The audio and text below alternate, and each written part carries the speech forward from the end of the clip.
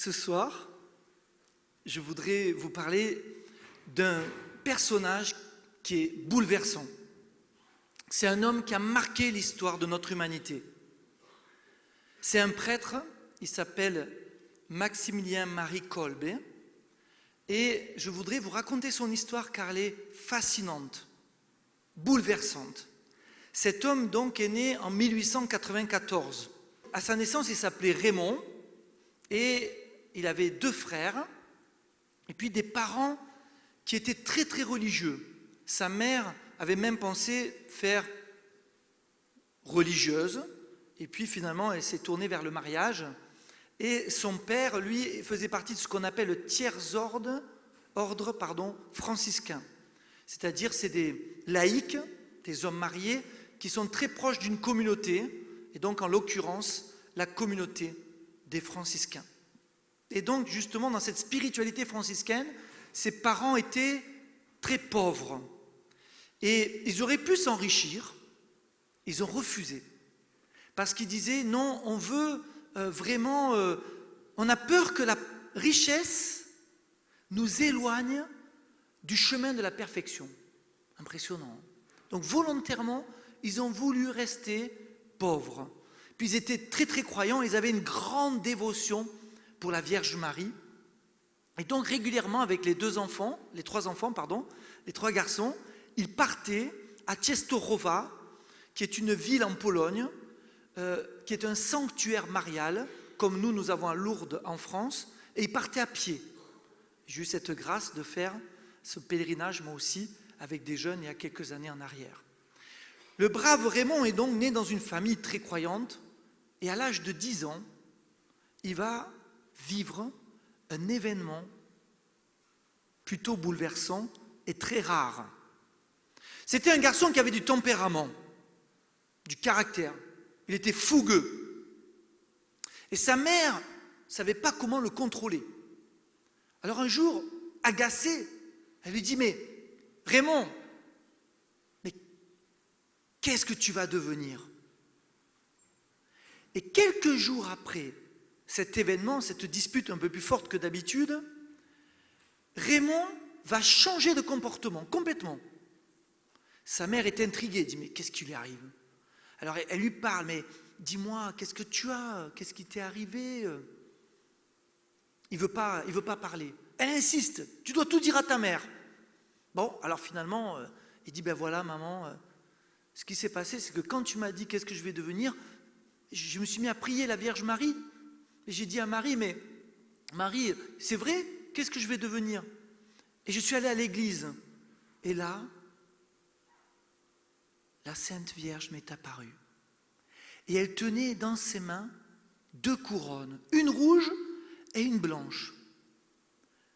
La couronne blanche représentait la pureté, la couronne rouge représentait le martyre.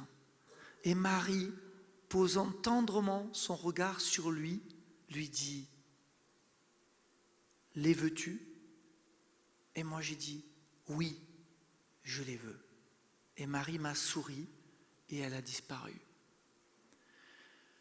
Il avait choisi de suivre le Seigneur dans la voie de la pureté, mais aussi du martyre. Alors le brave Raymond va rentrer chez les franciscains dans un petit séminaire à l'âge de 13 ans, et à l'âge de 16 ans, il va devenir frère. C'est jeune, hein? Imaginez, à 16 ans, il a revêtu l'habit de religieux. Ensuite, Raymond, qui s'appelle désormais Maximilien, le nom de frère franciscain, va partir à Rome pour faire des études où il va rester 7 ans dans cette ville de Rome.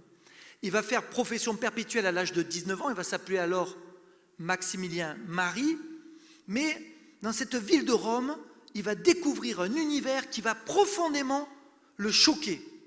Nous sommes en 1917, pendant la Première Guerre mondiale, et à ce moment-là, il y a un anticléricalisme virulent dans la ville de Rome, soutenu en particulier par un courant franc-maçonnique. On en veut à l'Église, on la critique sans arrêt, on en veut au pape, on caricature, on casse, notamment par les médias. Et le brave jeune Raymond se dit, mais comment se fait-il que ceux qui en veulent à l'Église ont tous les pouvoirs modernes, la radio, la presse, les médias, et nous, l'Église, eh bien, devant tout ça, on se contente seulement de prier. Pourquoi on n'agirait pas plus? Et il a cette idée de lancer ce qu'il appelle une milice, la milice de l'Immaculée, c'est-à-dire un groupe de personnes qui voudraient faire aimer le Seigneur à travers l'amour de la Vierge Marie. Et il se dit, voilà, le but de cette association, ça sera de travailler pour faire une revue mariale, le Chevalier de l'Immaculée, il va l'appeler, et puis aussi de faire répandre la fameuse médaille miraculeuse dont je vous parlerai peut-être un jour, qui est apparue à la rue du Bac et qui avait notamment converti le fameux Ratisbonne, ceux qui avaient bouleversé notre cher Raymond. Mais je glisse dessus car je ne peux pas tout dire ce soir. Bref, il fait une consécration avec ses 6 amis, frères, à la Vierge Marie en disant, ça y est, cette fois, nous nous engageons à prendre les moyens modernes pour faire aimer la Vierge Marie. Alors, il est ordonné prêtre à l'âge de 28 ans à Rome et aussitôt après envoyé en Pologne. Et là, il commence à faire sa revue en polonais. Ça marche très très fort. Il achète une imprimerie. Ça marche tellement bien qu'on lui permet de fonder une ville qui va appeler la cité de l'Immaculée, qui s'appelle Niepokalanów en polonais, la cité de l'Immaculée. On lui donne un terrain, il fait construire des bâtiments, il fait construire une chapelle immense qui est en plein cœur de cette ville, la chapelle où des frères vont venir le rejoindre très rapidement. Il va être des centaines très rapidement dans cette ville. Il y aura une menuiserie, il y aura une cordonnerie, une buanderie, mais surtout, il y aura des ateliers dans lesquels les machines les plus modernes de l'époque vont être installées, des imprimeries et des machines pour expédier, parce que très rapidement, il fera une revue expédiée tous les mois à plus de, tenez-vous bien, 60 000 exemplaires. Si aujourd'hui, Maxime Marie avait vécu de notre époque, je suis sûr qu'il aurait fait une télévision. Parce qu'il faisait les choses les plus modernes de l'époque. D'ailleurs, il était un peu critiqué. Comment toi, le petit frère franciscain qui vit de la Providence, t'as pas un rond? Comment peux-tu faire des choses aussi modernes? Il n'était pas compris par ses propres frères. Mais il disait, pour la Vierge Marie, pour le Seigneur Jésus, rien n'est trop moderne, rien n'est trop beau. Alors que eux, les frères, ils vivaient dans des baraques, à même le sol, dans une grande pauvreté. 3 ans après, en 1930, il a une idée, inspirée par l'Esprit Saint, il se dit, ça ne suffit pas ce que j'ai fait ici, en Pologne, il faut que je fasse la même chose en Asie. Et il part avec simplement 4 frères à Nagasaki pour fonder une cité de l'Immaculée. Et là, il construit le couvent, il trouve un terrain pas très cher, sur un versant loin de Nagasaki. Tout le monde le critique. Mais tu ne vas pas faire un couvent là, c'est trop loin de la ville. Et puis, quelques années plus tard, on se rendra compte que c'était providentiel. Car en 1945, lorsque la bombe atomique va exploser à Nagasaki, le couvent va rester complètement sur pied. Il n'aura pas du tout été détruit. Mais ça, je ne sais pas s'il avait eu une intuition ou quoi, mais voilà, c'est comme ça que ça s'est passé. Comme quoi, des fois, on ne comprend pas les saints, mais ils ont des intuitions profondes. Et puis, très rapidement, il y aura des Asiatiques qui vont le rejoindre, des frères qui vont rentrer. Et vraiment, ça se passe bien, mais voilà qu'on lui demande de retourner en Pologne pour s'occuper de l'imprimerie, parce que de l'imprimerie de la Cité de l'Immaculée. Et là-bas, quand il rentre, donc nous sommes en 1936, quand il rentre en Pologne, eh bien, après 6 ans passés au Japon, à cette époque-là, il y a un peu le vent qui tourne en Pologne. On sent la guerre qui n'est pas loin. Et effectivement, le 1er septembre 1939, vous le savez, les Allemands rentrent en Pologne.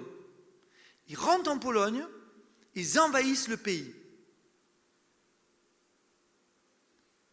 3 semaines après, ils sont déjà dans la cité de Niepokalanów. Ils la bombardent, ils détruisent tout, Ils prennent les frères et ils les déportent et les amènent dans un camp de concentration.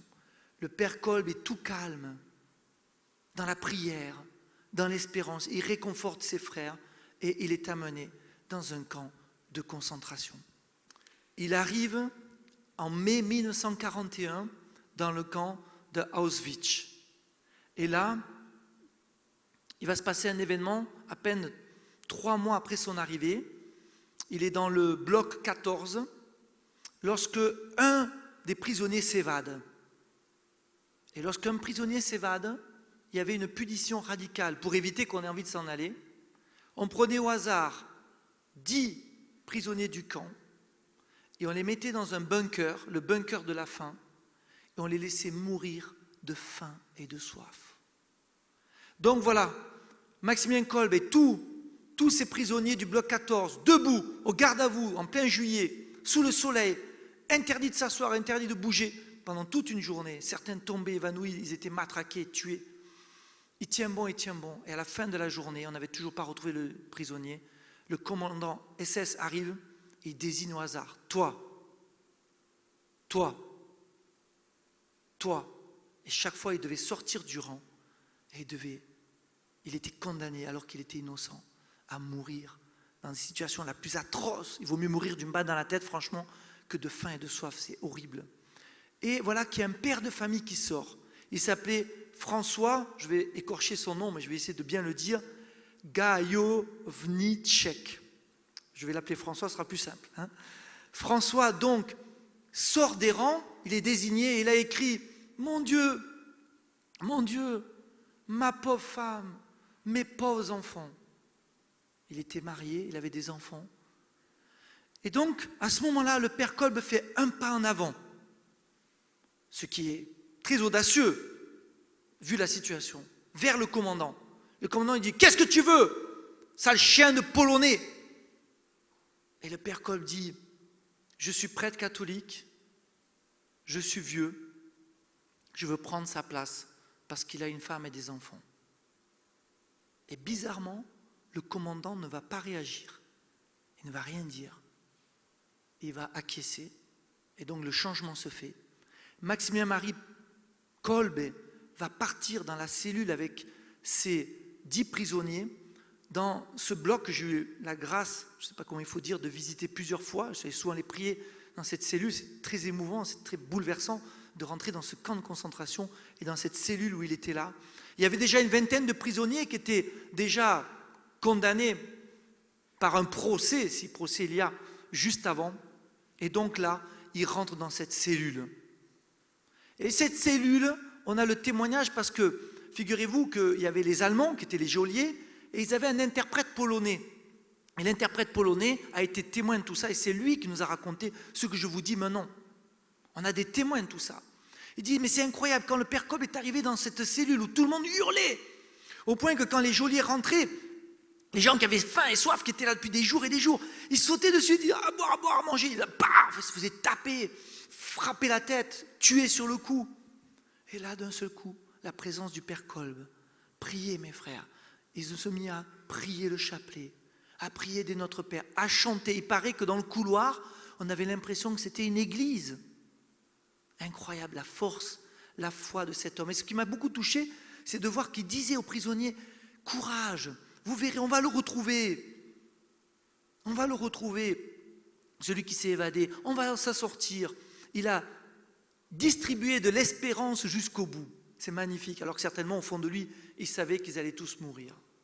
Alors, petit à petit, les voix vont se faire plus calmes, plus douces, parce qu'ils n'ont plus de force.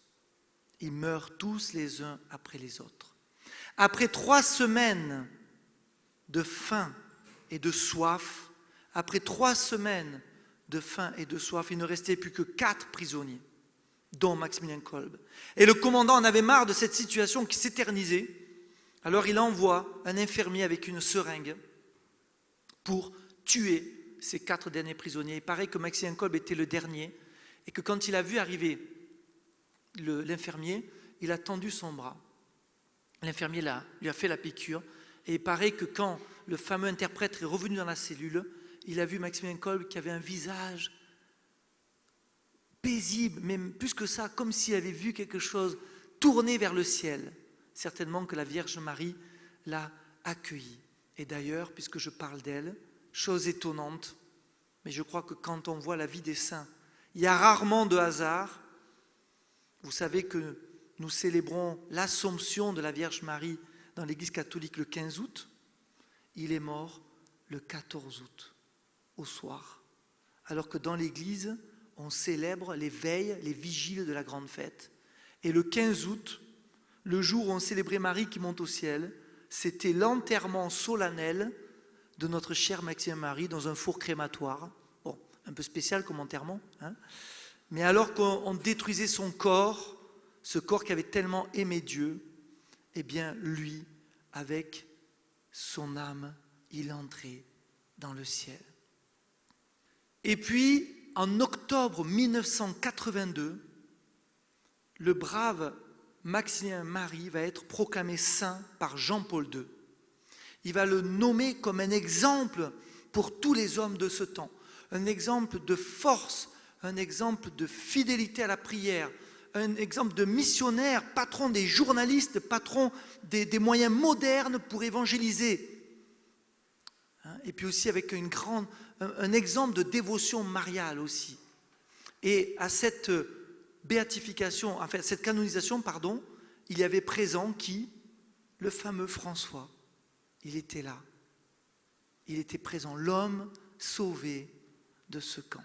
Je crois qu'il vit encore, je ne sais plus très bien, mais je sais qu'en tout cas en 82, il vivait toujours. C'est extraordinaire.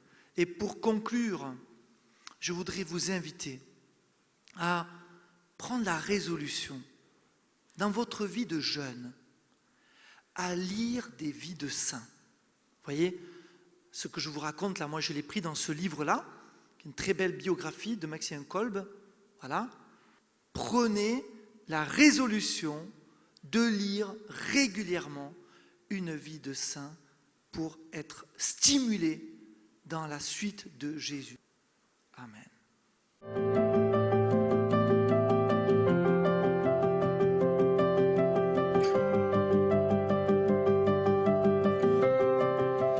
Dawn on dreary mornings never sheds much light